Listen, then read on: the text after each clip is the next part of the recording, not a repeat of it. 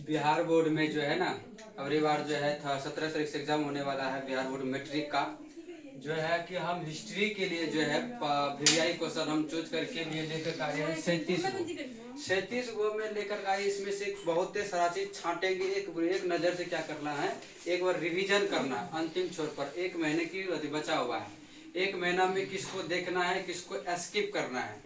आप most content को देखना जरूरी है। अगर मोस्ट कंटेंट अगर नहीं देखेंगे तो आगे की जो है बिहार बोर्ड सोशल साइंस के एग्जाम में आप जो है हिस्ट्री के सवाल नहीं बना पाएंगे। इसके लिए जो है कि 1848 की फ्रांसीसी क्रांति की क्या कारण हुआ था, एक बार इसको देख लीजिएगा। फिर इसके बाद है शीत युद्ध से आप क्या समझते हैं, एक बार इसको देख लीजिए। फिर जर्मनी के एकीकरण की बाधाएं क्या थी, एक बार इसको एक बार नजर अच्छे तरीके से देखना जरूरी है। अगर नहीं देखेगा ना पता चलेगा कि एग्जाम में बस कंफ्यूज आ जाएगा क्वेश्चन में, हम देख भी नहीं पाए। लेकिन एक बार क्या करना, देखना जरूरी है। लास्ट समय पर क्या करेंगे, एक बार देखना जरूरी है। फटाफट जो है फास्ट रख में रिविजन करना है, ताकि जो है आगे वाला एग्जाम जो है ना, ताकि पता चले कि सोशल साइंस एग्जाम देते हुए पता चले कि यार वैसे भी सवाल उड़ जाए। ठीक है। फिर इसके बाद जो है मेटरनिक युग का जो है थोड़ा सा कम ध्यान देना है। ऐसे फ्रांस की जुलाई 1830 की क्रांति का फ्रांस की शासन व्यवस्था पर क्या प्रभाव पड़ा, एक बार इस पर नजर डाल दीजिएगा। फिर साम्यवाद, उतना तो इस पर नहीं, तो बोल्शेविक क्रांति के 2 तत्कालिक कारण बताइए, एक बार इस पर ध्यान दीजिएगा।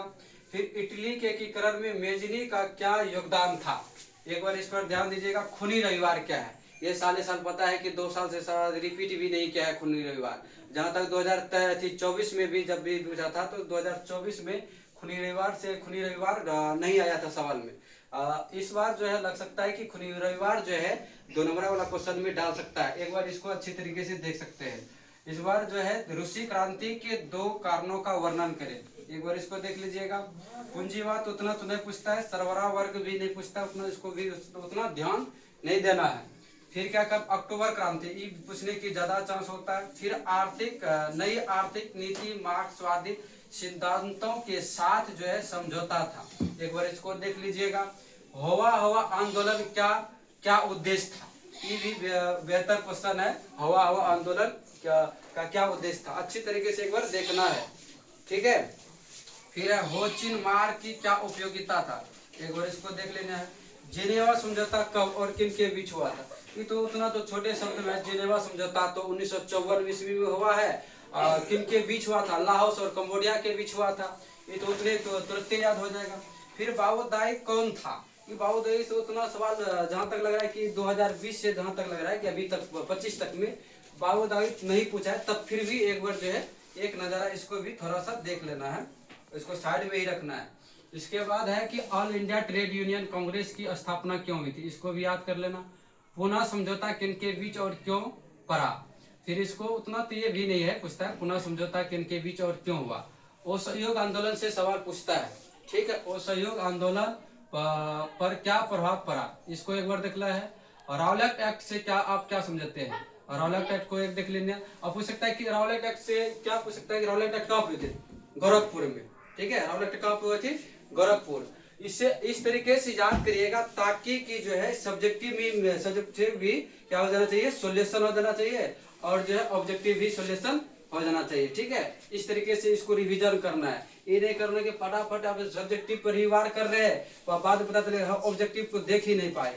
यार इस तरीके से कैदर से पढ़ना है ताकि ऑब्जेक्टिव से सब्जेक्टिव बन जाए, सब्जेक्टिव से ऑब्जेक्टिव कंट्रोल हो जाए। ठीक है।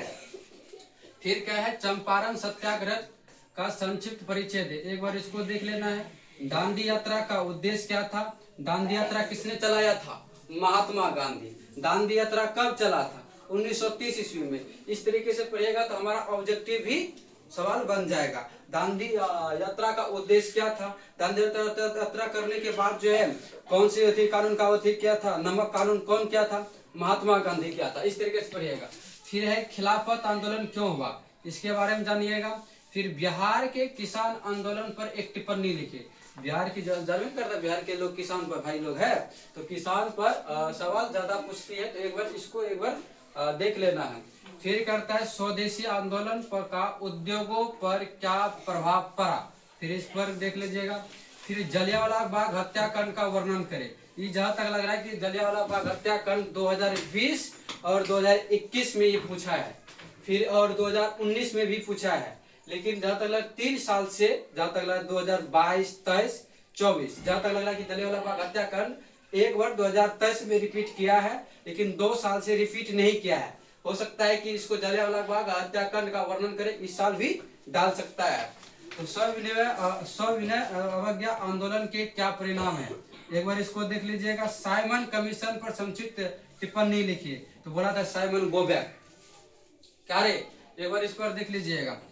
औद्योगिकीकरण के मजदूरों की आजीविका को किस तरह प्रभावित पड़ा, एक बार इसको देख लीजिएगा। श्रमिक वर्ग किन परिस्थितियों में नगरों में आए, ये तो उतना नहीं दिखेगा तो चल फिर सकता है।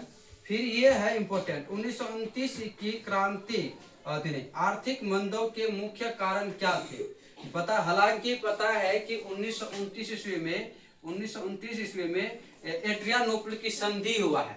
1929 ईस्वी में एड्रियानोपल की संधि हुई। ये कहाँ पे हुई थी एड्रियानोपल की संधि? तुर्की में हुआ है। कहाँ पे हुआ है? तुर्की में ये हुआ है। एक बार इसको अच्छी तरीके से जान लेते, देख लेना है।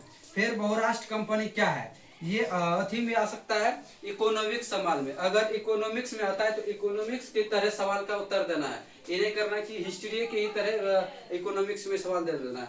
बहुराष्ट्र कंपनी क्या है, ये पेंडिंग में रख सकते हैं, पेंडिंग में इस इसको रखो, थोड़ा देख लेना है।